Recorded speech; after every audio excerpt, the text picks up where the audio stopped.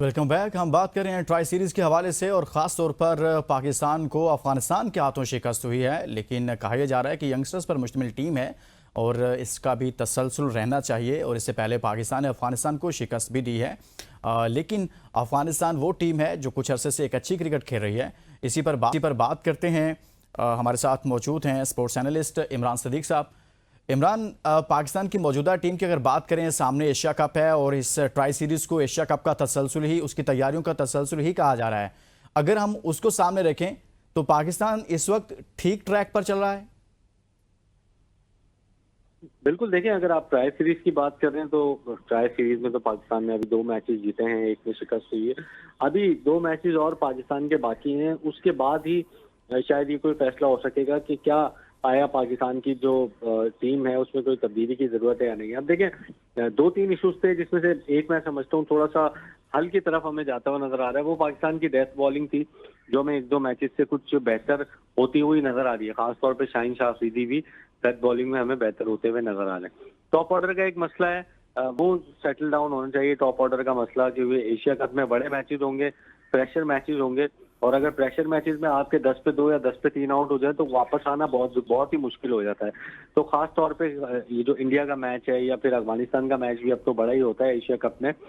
तो मुझे लगता है कि 2 पाकिस्तान के मेजर इश्यूज हैं। स्पिन बॉलिंग तो अगर हम देखें यूएई के हिसाब से हमारी काफी अच्छी चल रही है, जिसमें साइम अयूब खुद है, आगा सलमान है, सुफियान मुकीम एक शानदार बॉलिंग कर रहे हैं पाकिस्तान की तरफ से। तो स्पिन में तो आपको मतलब इतनी आपकी अच्छी स्पिन बॉलिंग नजर आ रही है कि अबरार अहमद और दीगर जो आपके जो बॉलर्स हैं, स्पिनर्स हैं, उसको प्लेइंग 11 में जो है वो मौका नहीं मिल रहा। तो एक एक डिपार्टमेंट तो आपका अच्छा है। फील्डिंग में हमें थोड़ी सी इस सीरीज में हमने देखा है कि अच्छी ग्राउंड फील्डिंग हमें नजर आ रही है, अच्छी कैचिंग जो है वो हमें नजर आ रही है। तो जहां जहां इंप्रूवमेंट की जरूरत है वहां पर अच्छे साइन नजर आ रहे हैं। बस एक ही टॉप ऑर्डर का पाकिस्तान की अगर बैटिंग का मसला हल होता है, आगा साहिबजादा फरहान और साइम अयूब की तरफ से परफॉर्मेंस है। देखिए, मैं ये नहीं कह रहा कि वो हर मैच में आपको 50 रन का जी आगाज जी। दें या 70 रन का आगाज दें, लेकिन थोड़ी बहुत कंसिस्टेंसी जरूर होनी चाहिए। मुझे पता है जब आप हाई रिस्क क्रिकेट खेलते हैं, जब आप बॉल 1 से बॉलर्स के ऊपर हावी होने की कोशिश करते हैं, तो वहां पे आउट होने के भी उतने ही चांसेस होते हैं जितने रन बनने के चांसेस होते हैं।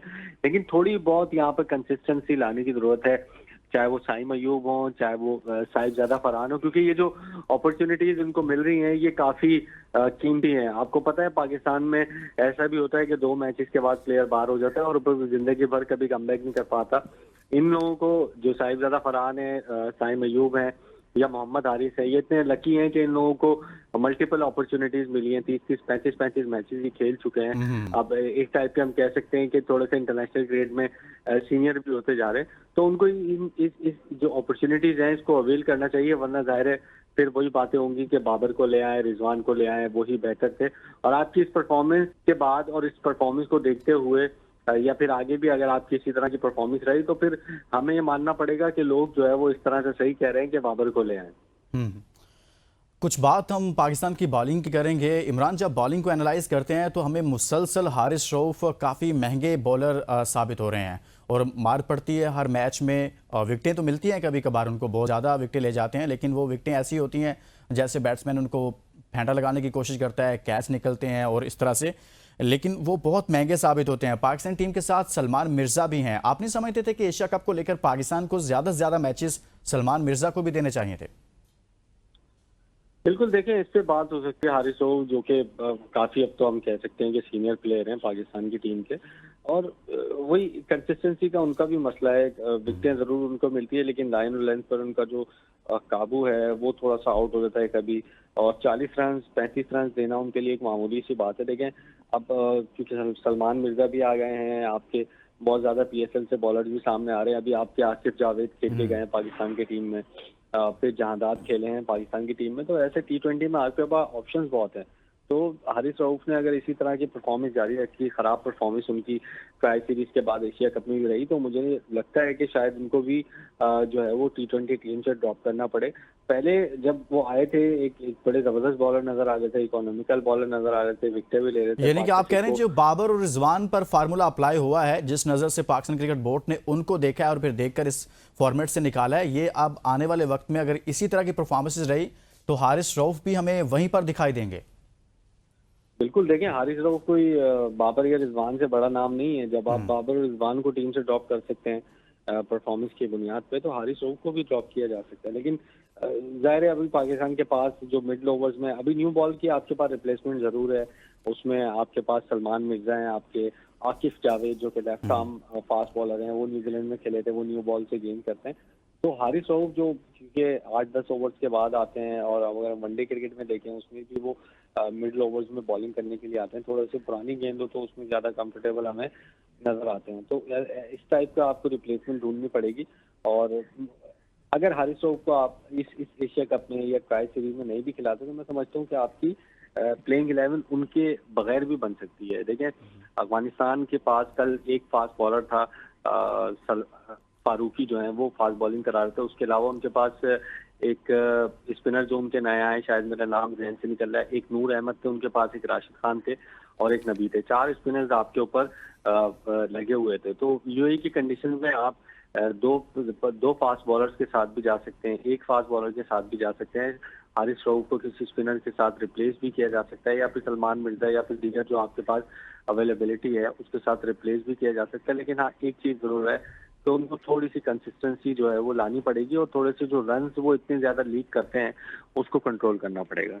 अच्छा, पाकिस्तान अफगानिस्तान का जब भी मैच होता है आप भी ये देखते हैं कि कुछ डिफरेंट से तबसरे होने शुरू हो जाते हैं, और ये कि अफगानिस्तान जो है वो एशिया की दूसरी बड़ी टीम बन चुकी है, यानी कि इंडिया पहले पर है एशिया में, और इस वक्त अफगानिस्तान दूसरे पर है। जब भी कुछ ना कुछ पाकिस्तान के साथ इस तरह का मिसहैप होता है कहीं ना कहीं, तो इस तरह की डिबेट होती है। आप भी ऐसा समझते हैं? नहीं, मैं बिल्कुल भी नहीं समझता ऐसा, क्योंकि मुझे जरा जो ये बात करता है, मुझे ये बता दे कि अफगानिस्तान ने कौन सी इंग्लैंड में सीरीज जीती है, कौन सी ऑस्ट्रेलिया में, कौन सी इंडिया में, कौन सी न्यूजीलैंड में, कौन सी पाकिस्तान में सीरीज जीती है, कौन सी श्रीलंका में सीरीज जीती है। आपकी कोई अवे सीरीज नहीं है। आप यूएई में आते हो, जीत जाते हो अगर किसी टीम से, तो इसमें कोई बड़ी बात नहीं है। आपने कौन सा आईसीसी टाइटल जीता है, या कौन से आईसीसी टाइटल के आप सेमीफाइनल या फाइनल में पहुंच गए जिसपे आपको कहा जाए कि आप एशिया की सेकंड बेस्ट टीम है। देखिए, बोलने को तो बहुत कुछ हो सकता है, लेकिन मुझे नहीं लगता अभी वो करीब भी हैं सेकंड सेकंड या थर्ड बेस्ट टीम के लिए भी।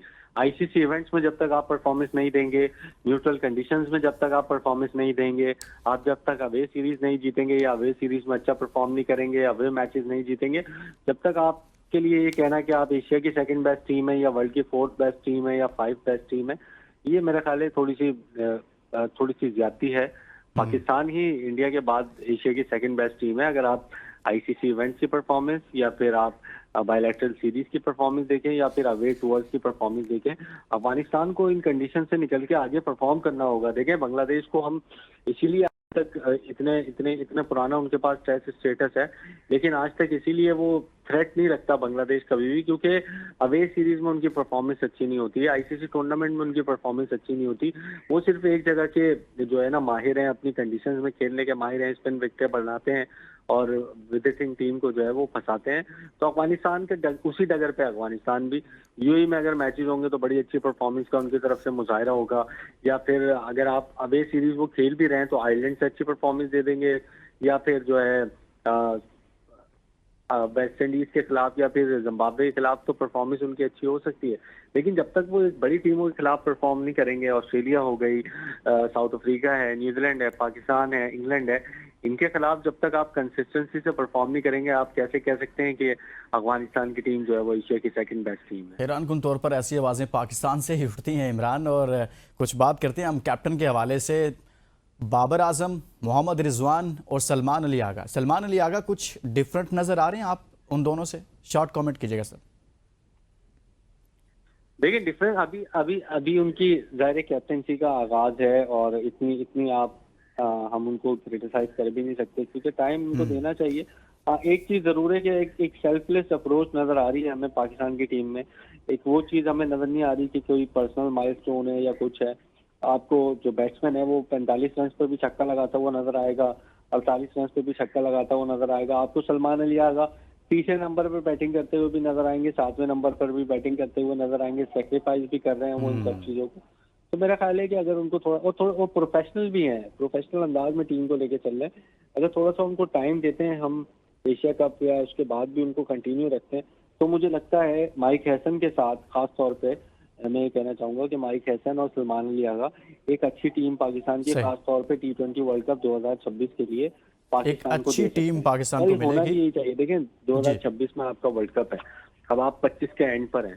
अगर आप अभी कैप्टन चेंज करते हैं, वो फिर से अब तब्दीलियां लाएंगे, फिर से बिल्कुल, खिलाड़ी ऐसी चेंज डिबेट होंगे, तो फिर बिल्कुल से पाकिस्तान के लिए बहुत ज़्यादा नुकसानदेह हो जाएगी। बहुत बहुत शुक्रिया इमरान सदीक साहब हमारे साथ मौजूद थे और हमने बात की है पाकिस्तान को ट्राई सीरीज में अफगानिस्तान से शिकस्त हुई है, लेकिन खेल अभी खत्म नहीं हुआ और पाकिस्तान ने इससे पहले अफगानिस्तान को शिकस्त भी दी थी। लेकिन फाइनल यही कहा जा रहा है कि मुतवक्के है पाकिस्तान और अफगानिस्तान के दरमियान ही इस सीरीज का खेला जाएगा। इसके साथ ही इजाज़त दीजिए और अपना बहुत सारा ख्याल रखिए। अल्लाह हाफिज़।